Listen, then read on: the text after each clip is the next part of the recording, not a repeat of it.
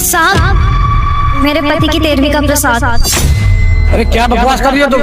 तुम्हारा पति तो ठीक ठाक था और तुमने ये क्या होलिया बना रखा अपना? नहीं साहब, मेरे पति को तो गुजरे 15 दिन हो गए और इसके जिम्मेदार सिर्फ आप हैं।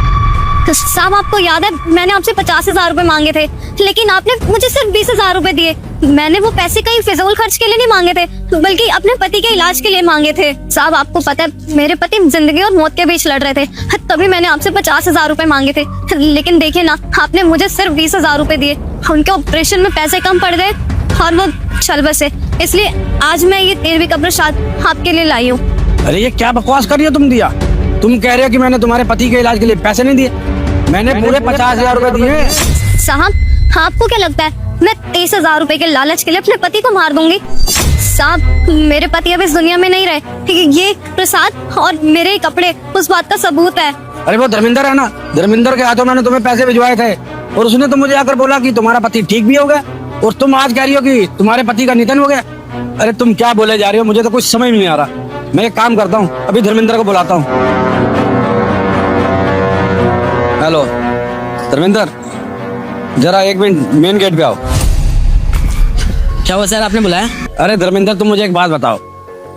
अभी थोड़े दिन पहले तुमने मुझे आकर बोला था कि दिया का पति एकदम ठीक हो गया, हॉस्पिटल से डिस्चार्ज हो गया, और ये दिया है कि मुझे कह रही कि इसके पति का निधन हो गया।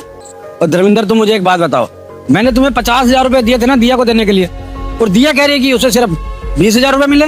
अरे सर, सरासर झूठ बोल रही है। अभी तो मैंने इससे पूछा था फोन करके कि तेरा पति कैसा है, बोल रही है बढ़िया है, घर भी आ गया हॉस्पिटल से। और रही बात पैसों की, तो पूरे 50,000 रुपए दिए थे मैंने से।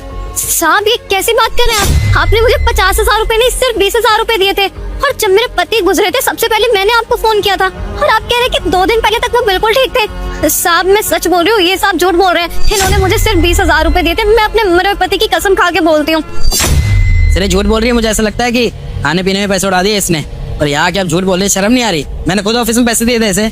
अरे 1 मिनट रुको, तुम दोनों आपस में क्यों बहस कर रहे हो? हमारे ऑफिस में CCTV कैमरे लगे हैं ना, मैं उसमें जाके चेक कर लूंगा पैसे दिए या नहीं दिए। सर, ऐसे छोटे लोगों की बातों पर भरोसा करने की जरूरत नहीं है। आप जानते हैं ना मुझे, कितने साल से आपकी कंपनी के लिए काम कर रहा हूँ मैं। हाँ, आपका PA हूँ सर मैं आपसे झूठ क्यों बोलूंगा? 1 मिनट ठहरो। हेलो, एक काम करो, जरा मुझे CCTV की फुटेज भेजो आज से 15 दिन पहले की, जिसमें धर्मेंद्र दिया को पैसे दे रहा है। हाँ, जल्दी भेजो।